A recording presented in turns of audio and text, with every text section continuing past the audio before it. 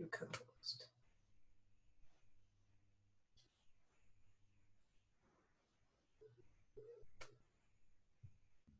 Hey, Brad. Hi, Barb. I see other people are here already. People are ready. Look at you. You look someplace very festive. This is from Spirited Away, Japanese film.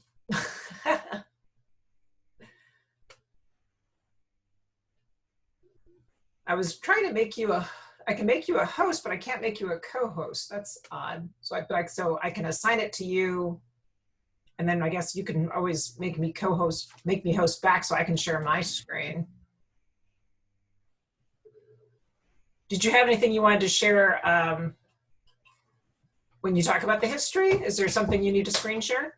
Well, I had put together Well, I'll make you host slides and fun photos from the past. Right. You are now the host. All right. So, but before we start, one thing we should do is you should tell me how to make you the host again. Definitely. Click on the participants at the bottom of the window, and you'll see the list of participants. Okay. Yep. Then if you hover next to my name there, under the more, there should be the make me the host. Okay. That's easy. Yep. And you can share, you know how to share, right? The share screen at the bottom. Yep. I recommend sharing just a window rather than the whole screen because you get the recursive effect. And I will be watching the chat window while you're talking. Portion of screen. Basic. No, it should have. Right, so let me just try to go into present mode here. And I select Keynote. Oh, screen sharing has failed to start. Please try again later. Oh, that's fun. How about if I just share this desktop? That's better. You can see that. You can see that? Yep. Cool. All right. And I'm going to exit full screen mode so I can still see the chat window.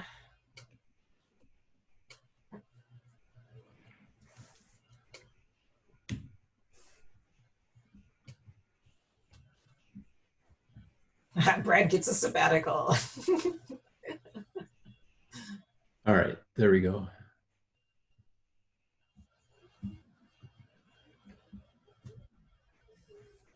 We're just getting set up. Anybody who's already here, making sure everything's all set. If you have any questions in the meantime, feel free to type in the chat window.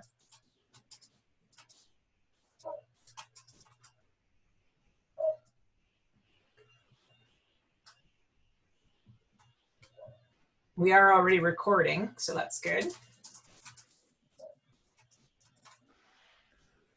Yeah, we've had a lot of requests for that, or I've had a lot of requests for that. So I did too today on the Codio webinar as well. Somebody said they were in the UK, so they said the timing wouldn't work for them.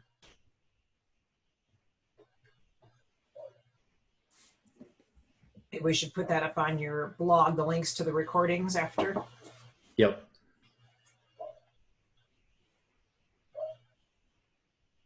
We're up to 33 participants, so well under the 200 240. 240. We'll see as people give people a few extra minutes even. Now, thanks for taking the last overview change. I was having trouble with that piece building. Do I have to reinstall Runestone to get that piece? No, you just have to install that one piece. Oh, is it a pip install that thing? Yep. Yep. Okay. I did not realize that was the problem.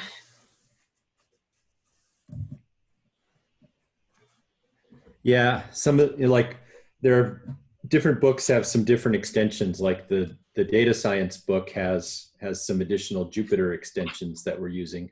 Okay. But I didn't want to put them into Runestone because there's no reason to have that get even bigger and have stuff that other books don't need. Sure. So I figured the easiest way to handle it was just in that requirements.txt file that we could install the things that we needed for particular books. We had some people on the Codia webinar asking, is there a list of books that you're going to be working on? I was like, well, you are welcome to join the authors that are working on these and create your own books. We are working on several this summer, but I don't know, we need a suggestions list, I guess, too. Somebody was asking for a MATLAB book. Yeah, somebody just had joined on our Slack channel and had asked if we were supporting C#. We are, right? It's, well, not. Oh, C++, but not C#. Right. Okay. Somebody's asking, did you say where the blog and session recordings will be located? So they'll be on Brad's blog. I will put the link in the chat window as soon as I find it, unless Brad already knows it offhand. I can just put it on there. Okay. I don't have that one memorized. I have to look it up.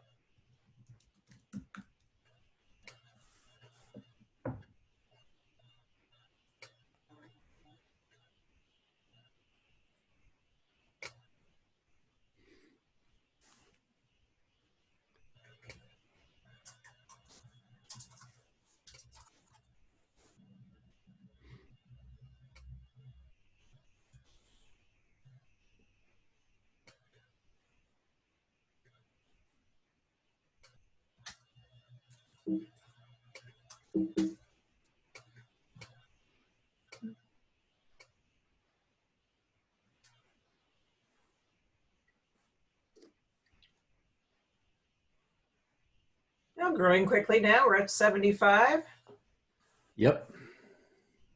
Just hit 2 o'clock on my Yep. Yeah, me. on my screen. So 3 o'clock Eastern. Yep. Lots of people having fun with Zoom backgrounds. Where is yours, Brad? Is that near your house? Or? Yep. I was just, it was a road that I was biking on last Friday. Nice. Did you have a good Father's Day? We did. We had a very nice Father's Day. We did some kayaking and tubing on the Huron River. That was fun. It was also my dad's birthday and our anniversary. So it was triple, it was a busy triple celebration. Yeah. Well, should we go ahead and get started? We're at 3:01, or do you want to give it a few more minutes? I think let's give it one more minute. There's people joining like crazy right now. So we'll, yep. The list is getting longer, 89. For people that have just joined, we're just taking a few minutes before we get started. Let people join. If you want to ask anything in ahead of time, you could always ask in the chat window, or if any time while we're talking, you're always welcome to say something in the chat window. We may not get to it immediately, but we'll try to get to it before the end of the webinar.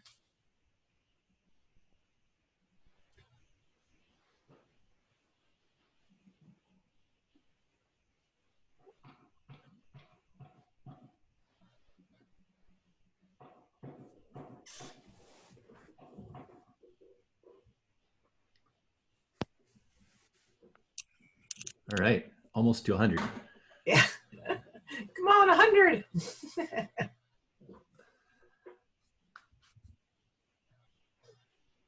98, almost. 99. All right. People are probably still watching the Apple Worldwide Developers Conference keynote. So they have a little bit bigger audience sign up than we do. Well, I think we should go ahead, Brad. All right, let's get started. You want to just introduce yourself, Barb? Sure. Hi, everybody. I'm Barb Erickson, an assistant professor at the School of Information at the University of Michigan. And I'm Brad Miller. and Professor Emeritus of Computer Science at Luther College, founder of Runestone Interactive. So yeah, the two big goals for today are, I'm going to kind of give you a brief history of Runestone and talk about the schedule for the week. And then I'm going to turn it over to Barb, and she is going to kind of walk you through a lot of the different aspects of Runestone that you can use in a textbook. And so you've seen some of those already, because I looked, and I can see that lots and lots of you have been good students and done the homework assignment that I made for you. So that's good. But there's even more things that weren't illustrated on those couple of pages that we had you do. So because we are such a big group, just if you do have questions, please just type them into the chat window. And when I'm talking, Barb will kind of keep an eye on the chat window, and she can interrupt me with if she thinks she's got consensus on some questions to ask, and I'll do likewise when Barb is doing the presenting. So I know we have lots of people from fairly experienced instructors who've signed up for this just to kind of find out what they might have been missing. And I also know that we have lots of people who've really, this is their first time of even registering on Runestone. So we're just going to kind of try to cover as many of the bases as we can. And, you know, if stuff that you already know, feel free to multitask or, and we'll just go from there. So I'm going to try to get my screen share going here.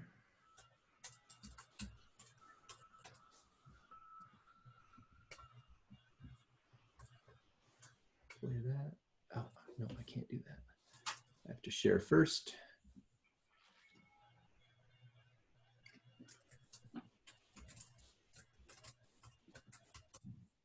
Do it like that. All right.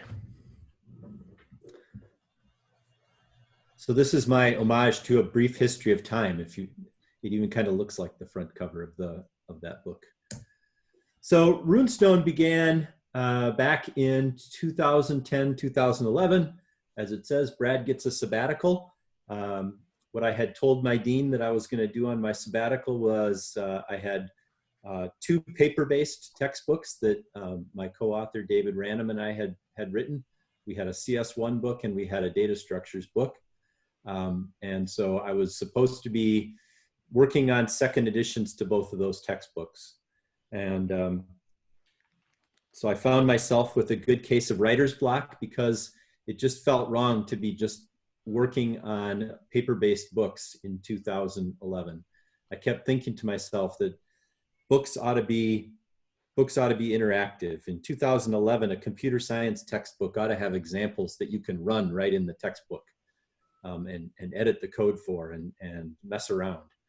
And so that started me down a path of procrastination from the actual writing into learning JavaScript and finding this very interesting JavaScript library called Sculpt, which was an implementation of Python that was written in JavaScript so that you could run Python right in the browser. And so I started figuring that out, and my first task there was to write a turtle graphics package for it so that we could do turtle graphics in the browser. Of course, then I started to very quickly realize that there was nobody who, including myself, who was going to ever want to write a textbook if you had to hand code all of your examples in JavaScript. And so I thought, well, there must be some kind of a macro language or something that we could do that would make it easier. And so I started looking around at different markup languages and ran across restructured text, which for those of you who are maybe not familiar with that, restructured text is very widely used in the Python development world for writing documentation. It's definitely doesn't sit at the same table in the lunchroom as Markdown, but it's similar in flavor to Markdown, which probably everybody has heard of. But what restructured text does have is it does have the ability for us to extend the language in a way that's very consistent with the way that language looks. So started to write an extension that would allow me to create, to put those code examples in this nice markup language.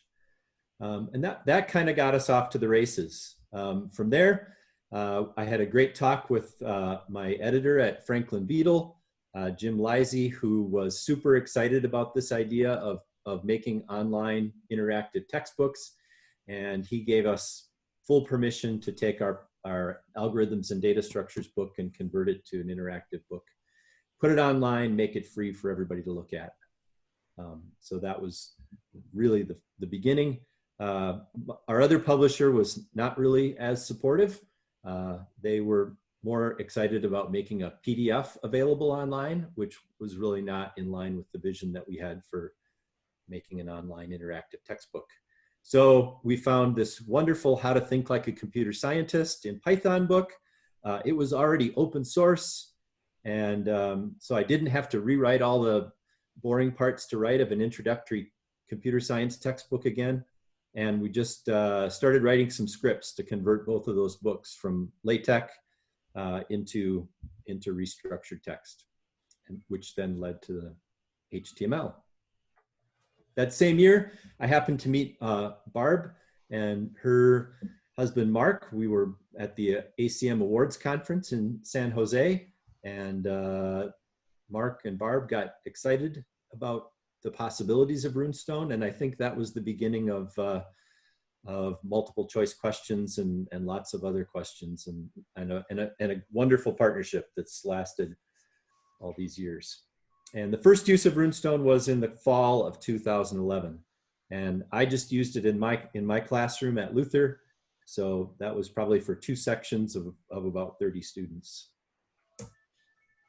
So in 2012, I was fortunate enough to get a SIGC grant, which allowed me to hire one of my really cool superstar students to work with me on kind of beginning to add more interactive widgets. So, you know, from just basically being able to run code, we added multiple choice questions. I happened to meet Philip Guo, the author of the online Python tutor, and Philip got excited about me embedding the Python tutor right into a textbook so that we could have these canned examples that we could just step through. And with the help of my student, we launched the first version of interactivepython.org to the world in, I think it was kind of late July of the summer of 2012. And lo and behold, some other people decided to adopt it. So we had our first adopters beyond Luther starting in the fall of 2012. And that really began kind of a steady growth. We saw kind of starting from zero, we started to see like about 2,000 students each semester, just very steadily. The number of students per day that we were interacting with and supporting kind of grew at that pace for the next several years. Also about that time, I always laugh about this because I've always said from the day one that I never wanted to make an LMS, because writing a grade book online is a no-win situation for anybody, because everybody knows how the perfect grade book should work and nobody can write the perfect grade book for anybody else. But everybody tells me that nevertheless, I have succeeded in writing a fairly small but effective LMS to go along with our interactive textbooks. In 2014, we presented at Learning at Scale conference. We got some support, again, in partnership with Mark and Barb. I was able to add on to one of their grants and get some support for summer students. We added support for Java and C++ through kind of a sandbox server. So we added some of those new functionalities. Then in 2015, I was lucky enough to be the director of Luther's Malta program. So I was on the tiny island of Malta from January through June, and ended up having a little office at the University of Malta there. And kind of that was the first major rewrite of the Runestone components. So like I said, I knew nothing about JavaScript when I first started this in 2011. So there was a lot of ugly JavaScript to rewrite by the spring of 2015. Then in the summer of 2016, we had our first Hack Week. That was in Ann Arbor. And so you can see the crew here that participated in that Hack Week. So I had 3 of my own students, and there's Mark and Barb and Chuck Severance and Paul Resnick, and quite a cast of folks that were there. And so that was a wonderful week where we really, again, that was the genesis of what you really see today as far as the instructor's interface, was hours and hours of whiteboard time in Ann Arbor that then led to lots of coding time to start to implement.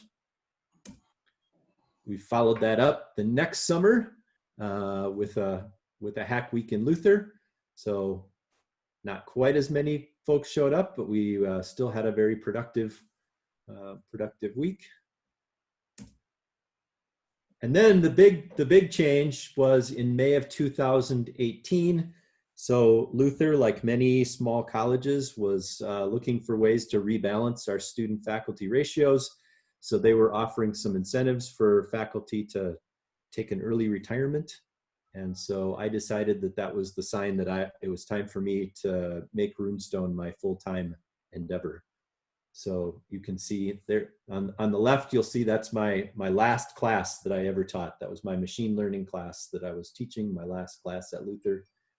And that's me. The one on the right is me riding home from graduation ceremonies on my scooter. Coincidentally, with all of that, I was fortunate enough to make the acquaintance of some folks at Google, and had been talking to a group at Google about Runestone. And in fact, I had taught a class in January of 2018 where I take a group of students to Silicon Valley every year, or every other year, and we spend the month of January there visiting various businesses, large and small, and talking to entrepreneurs and venture capitalists and whatnot. And so we always spend a day at Google. And then I had lunch with with a couple of people from Google's Applied Computing Project, where they started telling me about how they had this plan to try to bring computer science to schools that had not offered computer science before, and that they were looking for a new platform to help them deliver those courses. And so that sort of naturally dovetailed into the end of my Luther career. Began a wonderful 2-year partnership with the engineering education group at Google. So the only picture I have of the inside of Google is of the green bike that I rented to ride from the Airbnb house that I was renting for the first part of that summer to commute to to commute to Google. And then coincidentally, that summer was a lot of work on the Foundations of Python Programming book, which is kind of the evolution of the How to Think Like a Computer Scientist book. And we launched Runestone Academy.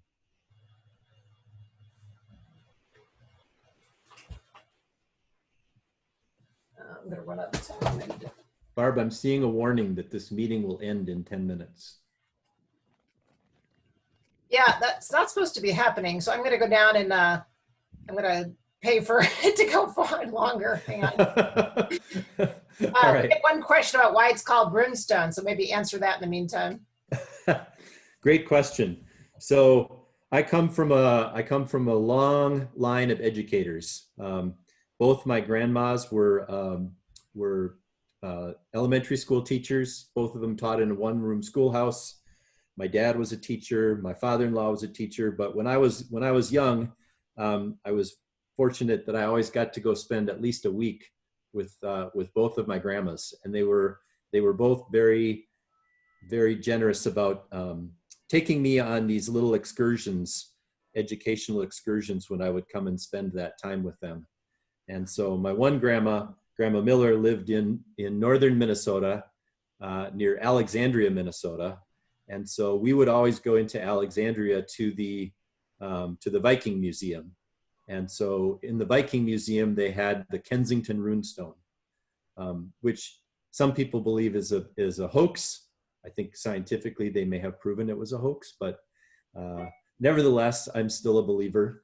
And so that when I was looking for a name for this, I don't know, somehow the idea of a runestone, this runestone with all this writing on it, just seemed to resonate with me, with my history of seeing that every summer when I was spending time with my grandma.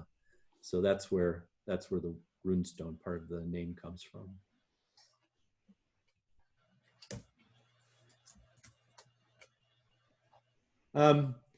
To continue the history, so December 2019, I was fortunate to go to this AIM workshop in San Jose on open educational resources, and I got to meet a bunch of great like-minded people from the math world.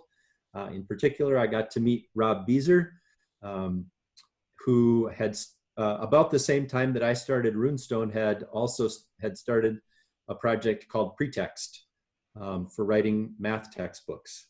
And so we'd kind of, unknown to each other, been working in parallel all these years, and realized that we had a lot more in common than we had in different. And so Runestone had progressed a lot farther down the path of kind of creating a more integrated learning management system and instructor tools and grade books and whatnot.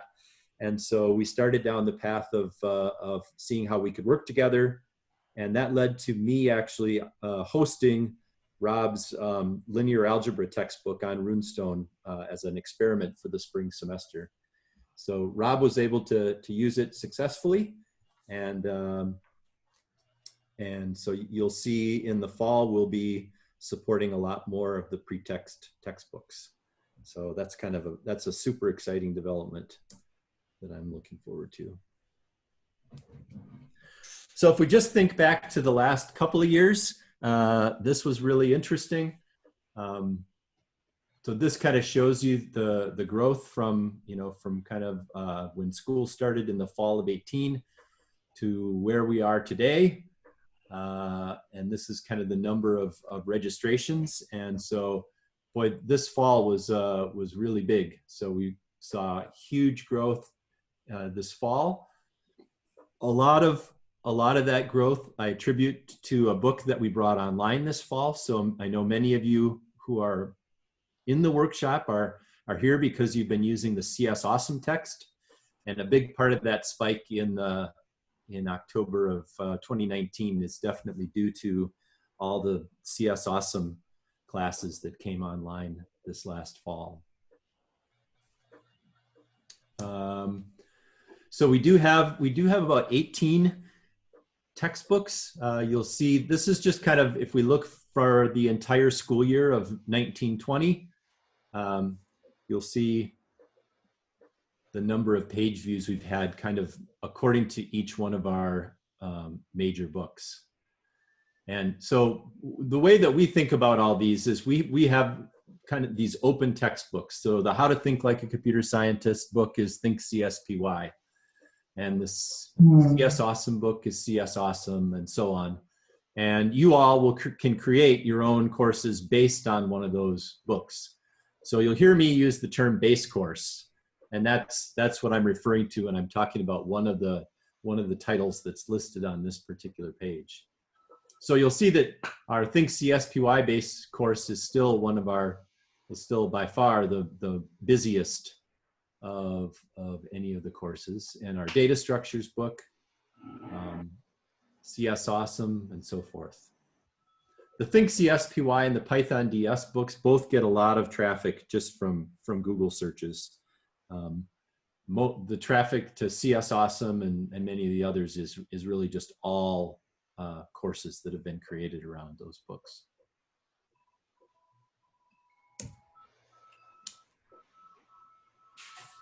So I mean, there's no real way to measure this, but I think I always try to put a little figure on this. So since 2012, we've had over 220,000 registered students come to Runestone. And if you just figure $100 a textbook, we've saved students an awful lot of money in textbook costs.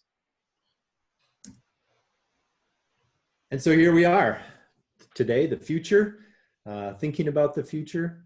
One of our goals is to find a way to make Runestone sustainable while staying true to that mission of keeping textbooks free, keeping textbooks open, making great high quality books available to everybody who needs them.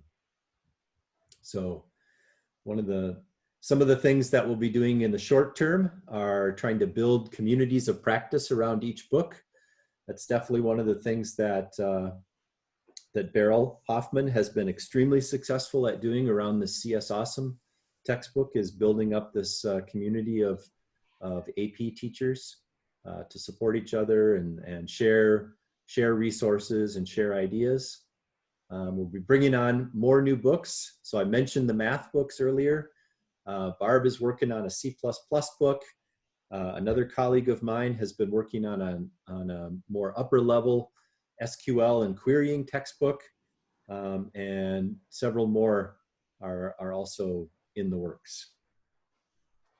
We'd like to find ways to make it easier to bring new authors into the fold, or even to make it easier to add, smaller pieces and parts to a book. Like maybe you want to add a lab or a project and just make that project available to anybody. We'll continue to build out this interoperation with other authoring environments, so the pretext integration, and then figuring out some kind of a funding model. So Google was a great funding model for the last 2 years, but that came to an end. So that's one of the things that's on the horizon. So are there any other questions that people have about history of Runestone or what some of our plans are at this point?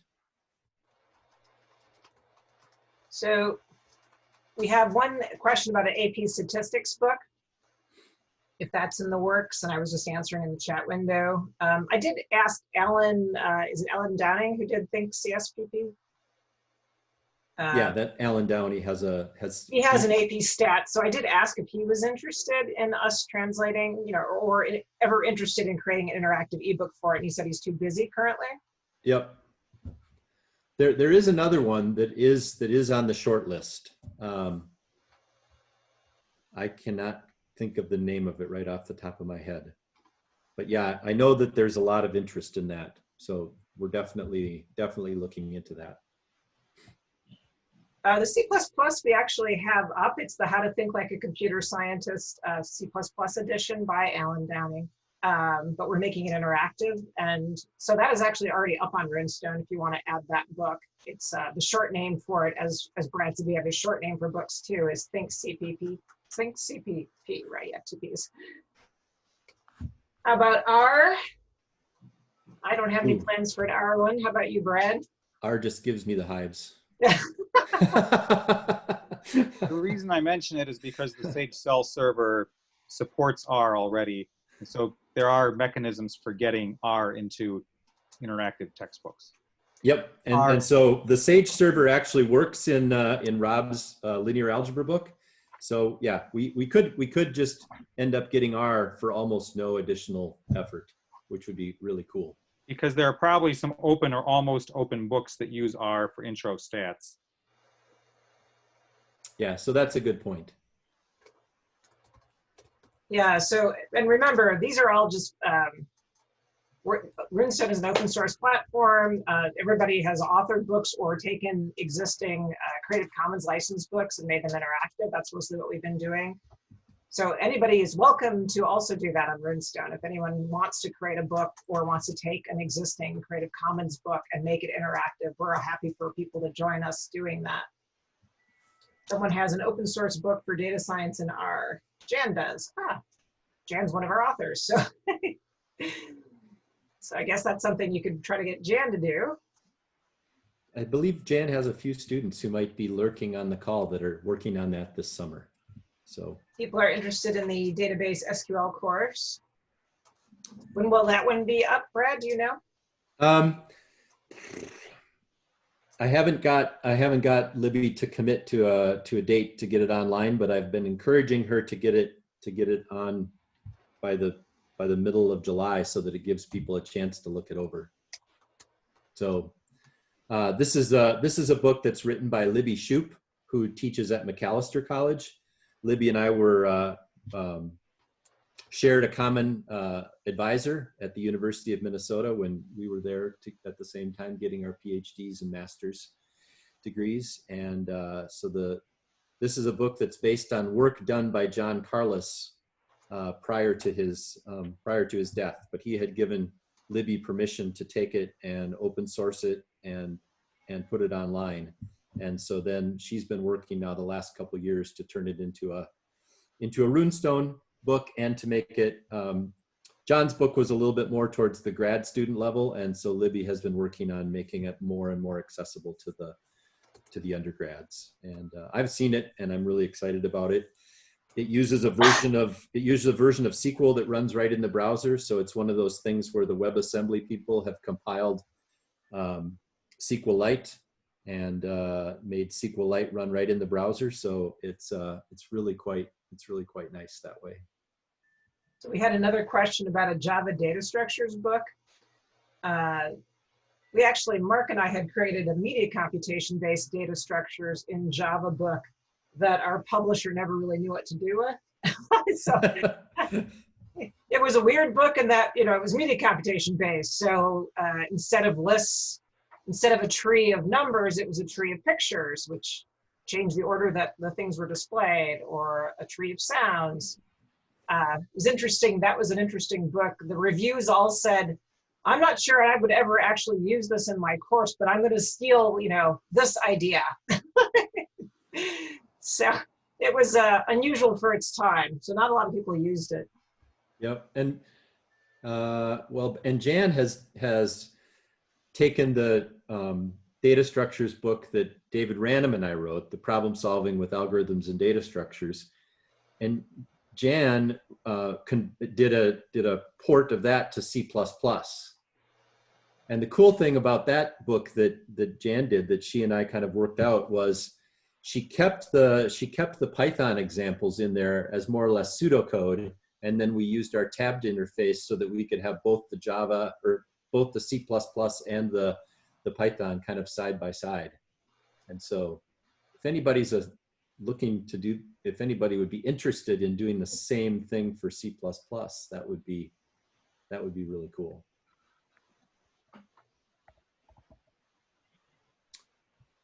All right, we better keep moving on, huh, Barb? Yep, we're already at 3:31. Are you finished with this piece, or do you want to say anything? Yeah, I was just I've just got the agenda up here, but it's really just a rehash of what we've got posted on the blog on runestoneinteractive.org, and what I think people saw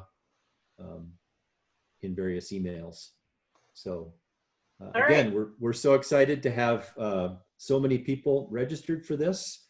And yeah. So I think I can. Oops, sorry. One more question about, did you expect any significant changes in your Python web or Java books next fall? From a planning perspective, stable is preferred. That's a lot of different books. So the CS Awesome book, we're adding unit tests because we now have unit tests working in Java. So that's one of the things we're doing this summer. We're also adding some of the free response questions had problems in there, and also gave away what the English algorithm was. We're hiding those now under reveals so that the student doesn't have to see them if they don't want to see them. We had an APCS teacher suggest that the high-end students would rather just go ahead and solve the free response question without those sort of hints. But if they want to see them, then they can click the reveal to see those things. So that's another piece we're working on.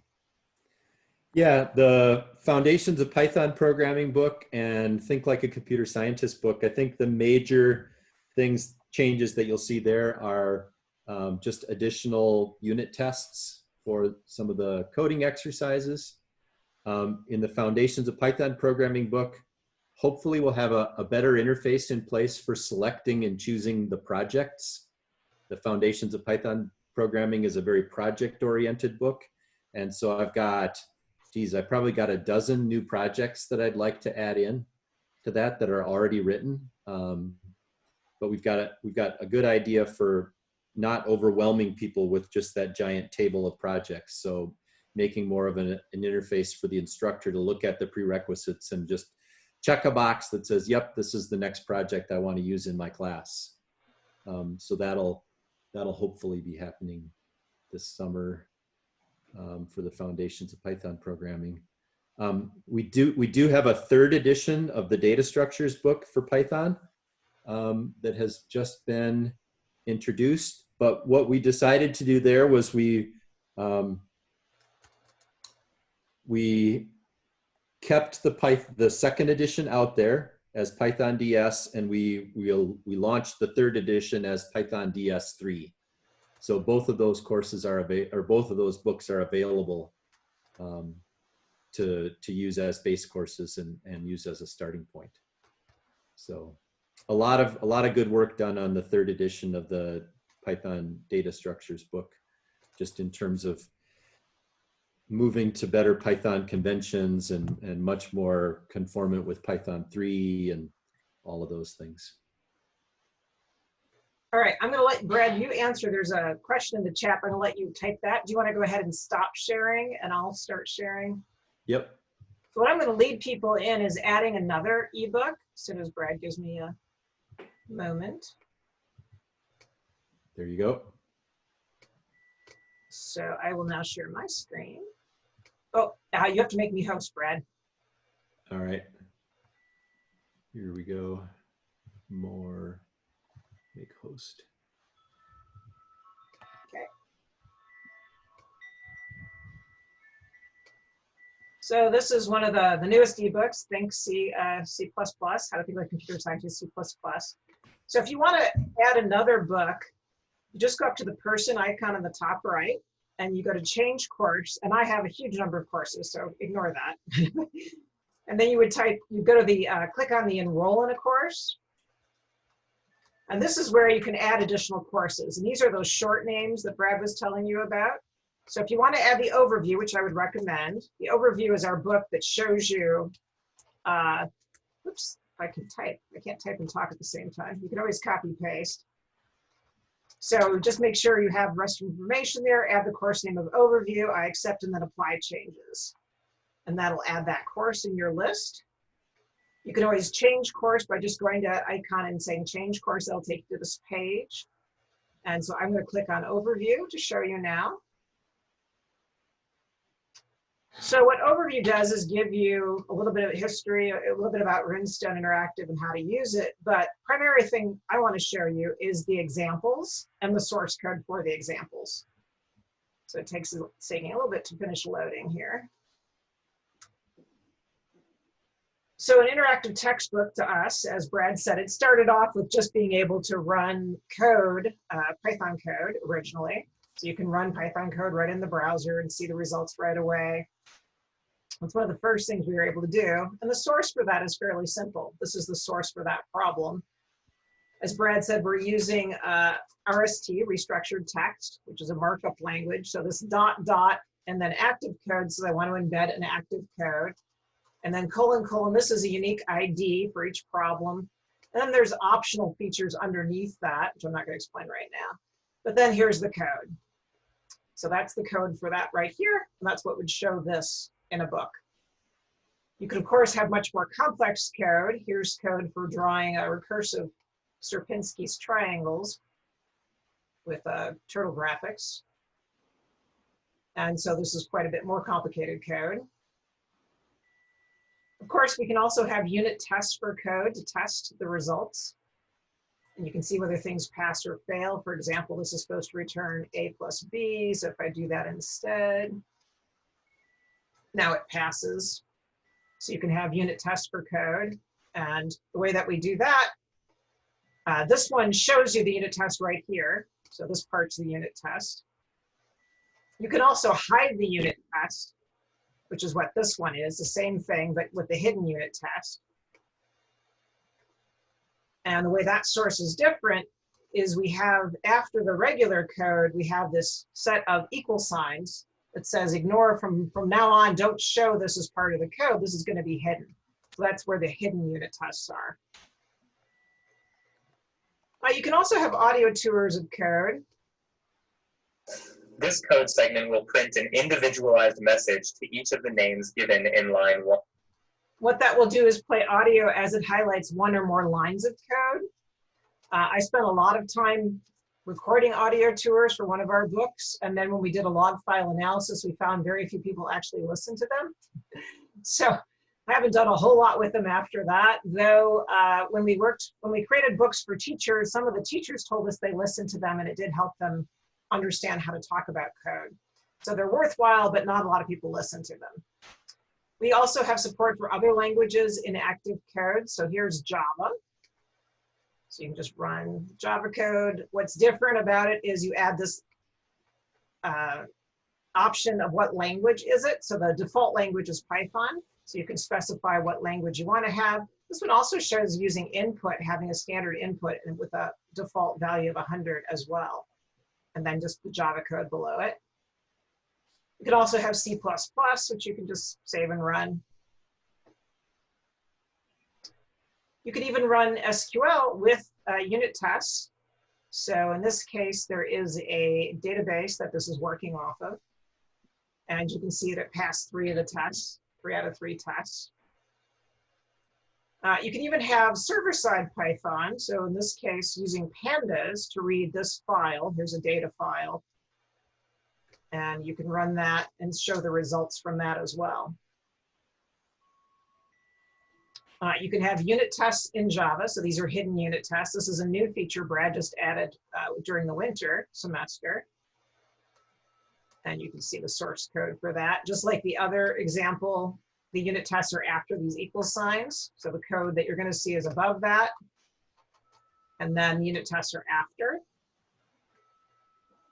And we have a couple different examples of that. Here's another example where one of them is failing. So you might have to change that.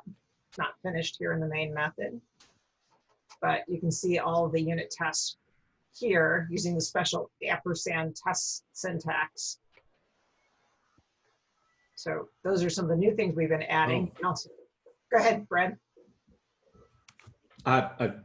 Sorry, I had just gotten an email from a few people. I noticed that I was getting a number of emails, and people were saying that they were told they couldn't join because we had a limit of 100. Oh no! So I thought this was all off of my Michigan account, which I was told had 300. So I'm not sure why that's not true. We'll have to look into that for tomorrow. Yeah, for sure. Let them all know that we're recording, so. Yeah, that really sucks. So my account has 320 or something if we need it. Well, like I said, Thanks, Jen. Mine had 300. So, and I also didn't know why it suddenly ran out after 40 minutes. It shouldn't have, because I've had a academic account. So I don't know if they let something lapse over the summer. Sounds like it. This is the code lens, the Python tutor that Philip Rowe had worked on that you can walk through. And you can easily add that to your code just using the directed code lens.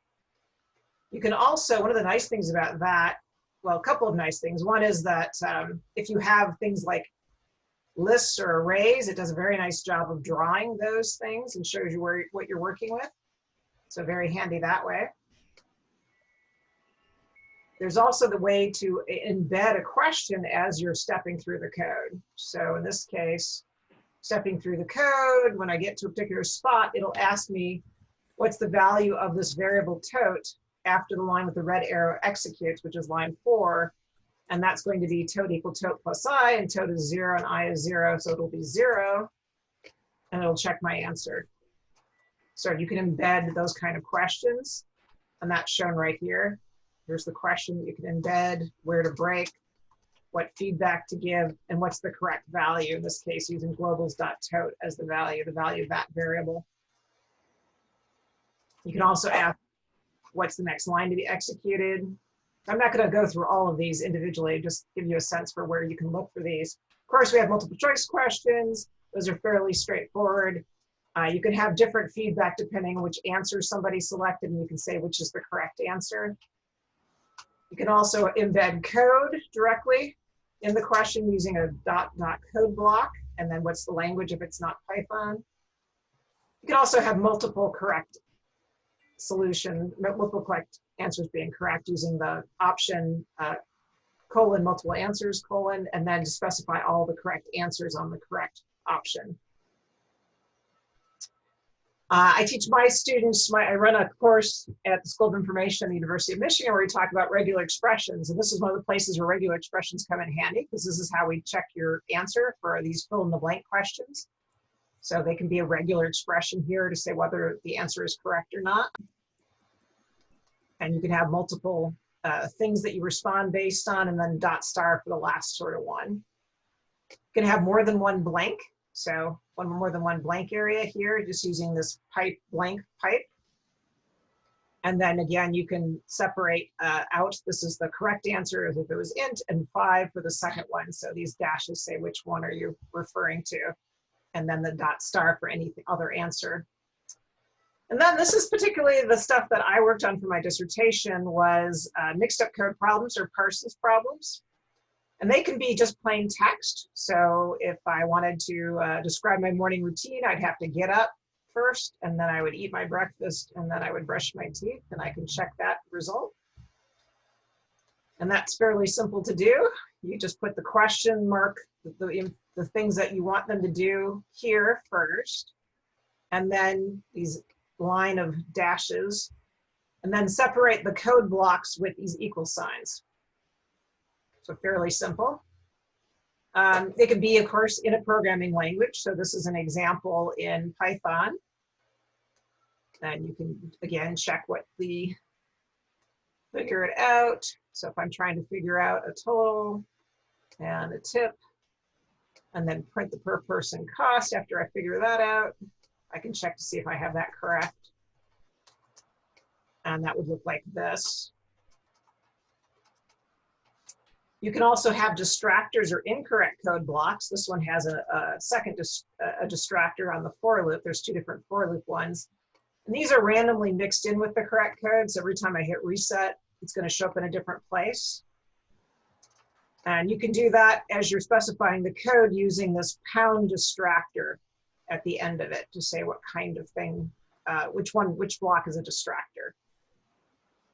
This one also has a help me button. So this is what I was working on to make Parsons problems adaptive. So if somebody is struggling to solve this problem, that will help you solve it.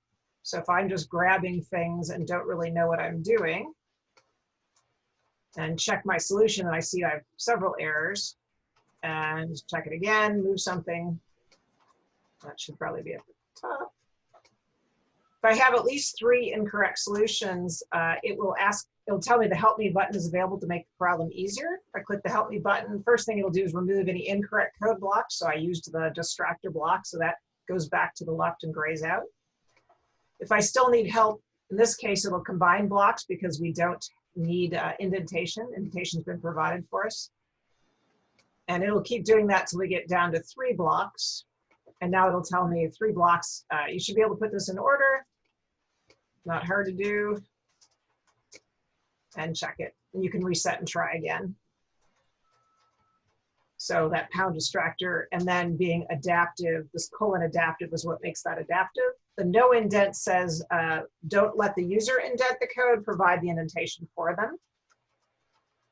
This is a second way of doing this, is a paired distractor. So this is the exact same problem, but with a paired distractor. And if I show the source, the difference is using pound paired. And if I reset this problem, you'll see that those 2 blocks always stay together.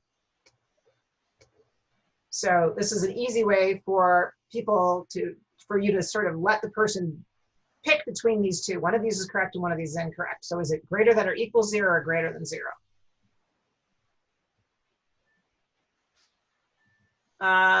This is another one, same problem again, but where you have to provide the indentation. So in this case, it is not giving you the indentation, you must provide it. So I must indent things correctly, even though Java does not require indentation. And I just have to look at what are we doing? Yep, so greater than or equals 0.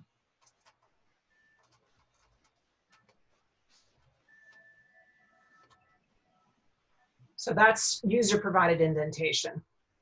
And so it looks slightly different in that it doesn't say no indent. The numbered stuff on the left is so that there you see these numbered labels, 1, 3, 5B, 2, 4.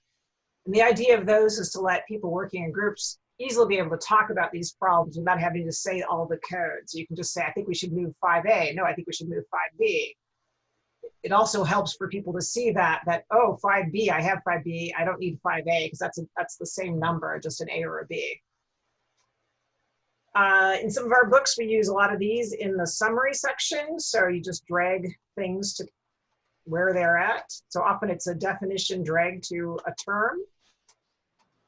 Clickable area or clickable code lets you ask a question that requires the user to click on code. So I can check to see if this is correct. This one is correct. These are all the assignment statements. If I click on anything that's incorrect, it will highlight the thing that's incorrect as well. People are doing these. So one of the things we do is look at the log file to see how well do people actually use any of these things. And we're seeing that people are using the clickable code. Surprising number of people are doing these, the short answer. So you can ask students to type a short answer to something, like in the CS Awesome ebook, I asked people, can you think of another analogy, something that's like arrays or like rows of lockers? And so they're supposed to, they can type in something like, oh, it's like parking lot with numbered parking spaces. So you can look at the source for any of these to see how you do those. It's fairly simple. Timed exam questions is one of the things we added long ago because the computer science A exam is a timed exam. So you can have multiple questions. This one I've already taken. You only get to take it once. So I've already taken this one, and you can use these numbered boxes to switch between them to see what the answers were. I didn't actually complete all of those, but you can either have them count down how much time is remaining or count up how much time have you taken. So you can use those to create timed quizzes. You can embed videos from particular locations or like from YouTube. So I can just say what the YouTube ID is. These are kind of fun. You can step through and show how values get substituted. And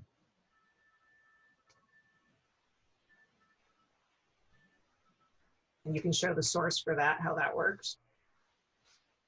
You can have tab questions so that you can have different things on different tabs. We have that in some of our ebooks with tabs with a question on one tab and an answer on another. You can run polls to ask people things like scale of 1 to 10, how important do you think this is? These are these reveals where you can reveal content and then hide it, which we're using in CS Awesome right now. So take a look at this overview spreadsheet. There's even this overview, ebook, and you can do things even in a spreadsheet sort of thing and check that with unit tests. And then somebody did ask about block space. Here's an example of using BlockLay, support for BlockLay. Very minimal. Very minimal. So I have not been able to see the chat window during this. I'll stop sharing.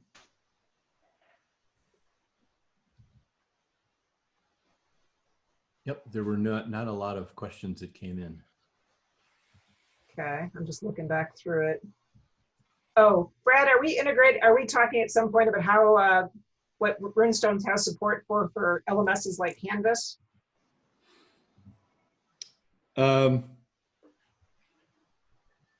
Probably not this week. So one of my big projects that will most likely happen this summer will be to create a friendly user interface that will allow you to connect up Runestone with your LMS.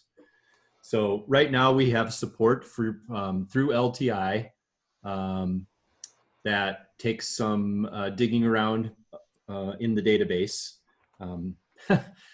to get it configured. And so we have a proof of concept of this that's working at Mississippi State and at University of Michigan with Canvas.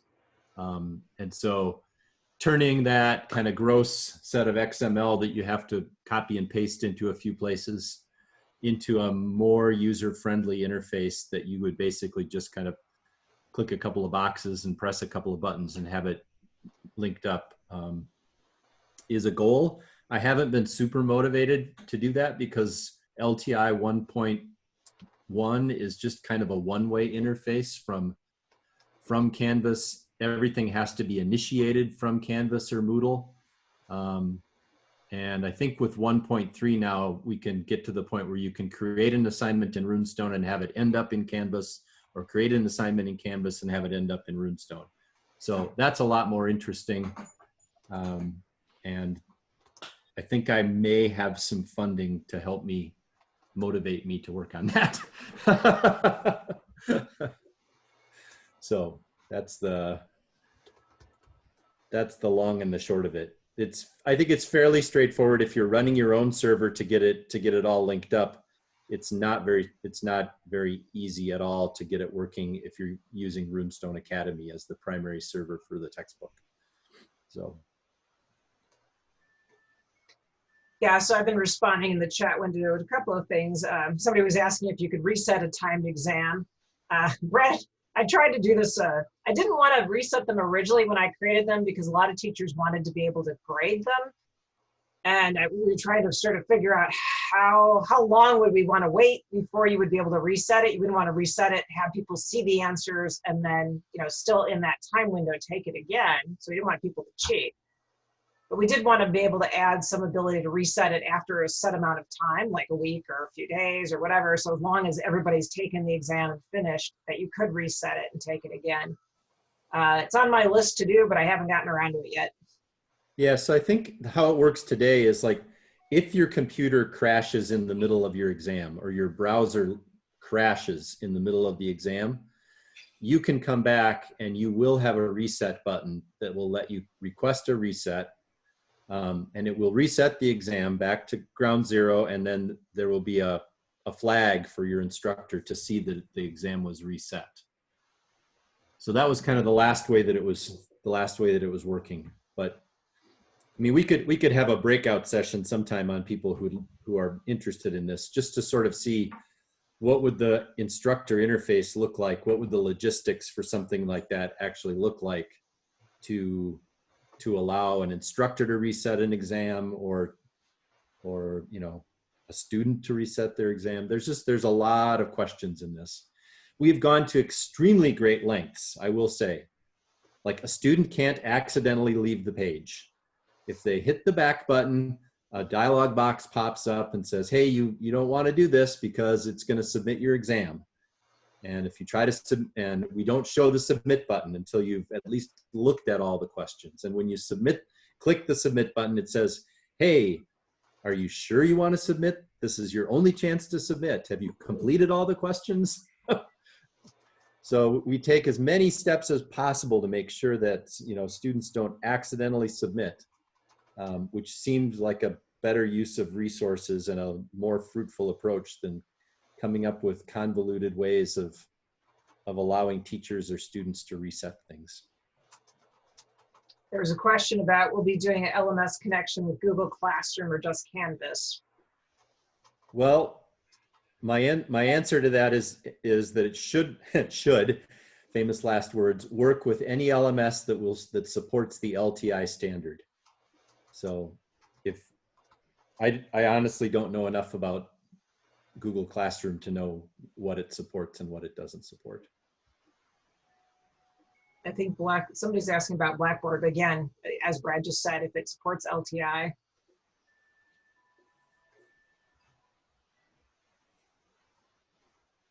So do you want to put back up your slide, Brad, about, I stopped sharing. You could make or I can make you host again. Okay. Put back up your slide about what we're covering tomorrow. Yep. It's about that time to assign homework and talk about. All right. You are now host. Share my screen.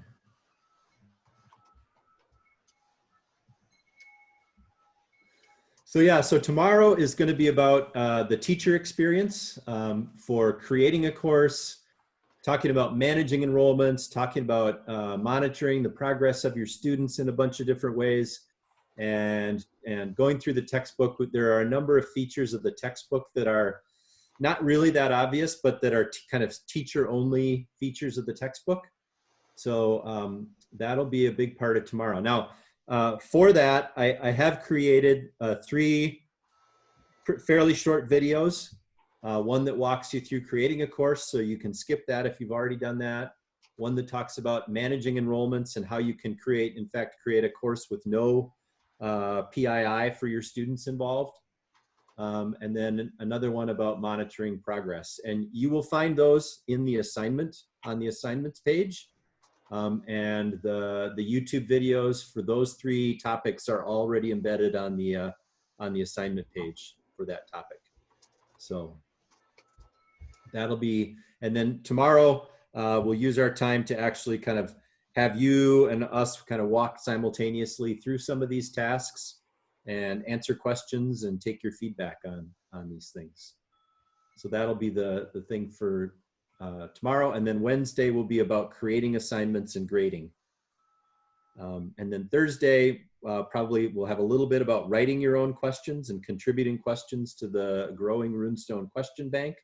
And then we'll have some kind of a little bit of a panel type discussion with some more experienced Runestone instructors.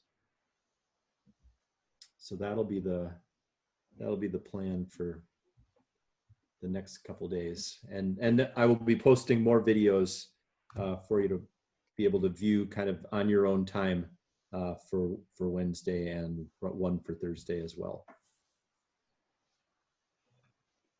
If you have topics that you want us to make sure that we cover, feel free to either put them in the chat or send me an email. I guess the other thing I will say is watch for an email.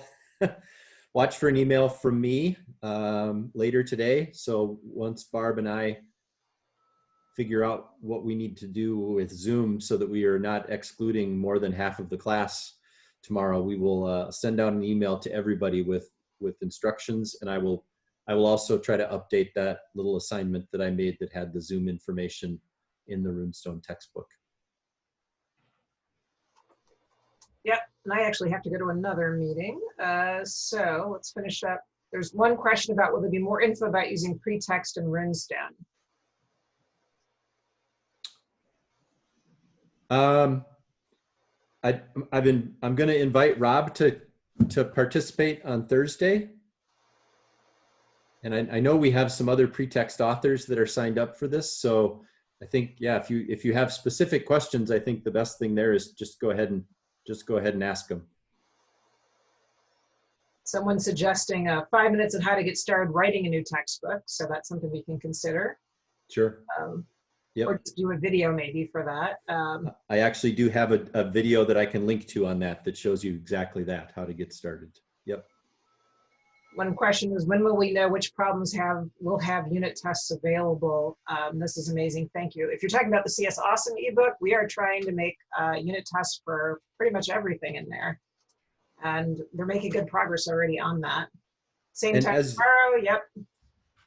As you'll learn later in the week, the things that are automatically gradable and have unit tests for the code in the assignment builder have a little green check mark next to them, so that you'll know that these are problems that you can assign that can be automatically graded. Oh, there's a question about, is there a YouTube channel or just a blog? I was going to say that I was telling people we're posting the links on your blog. I do have a YouTube channel, and I have put together a playlist that I will make public in a few minutes. And somebody asked every day, Monday to Friday. Not Friday. We're doing them Monday through Thursday this week. Yep, at same time, well, maybe the same Zoom link, but maybe not the same Zoom link. We'll see. We're gonna figure out what's going on with the Zoom thing. Link for today's video is not yet on the website. That's correct. It's still being recorded. So we have to finish recording. All right, I have to go to my other meeting. So thanks everybody for coming. I'm sorry about the problems with Zoom. I'm going to figure out what happened. Thanks, Brad. See you Thanks, tomorrow. Brad. All right.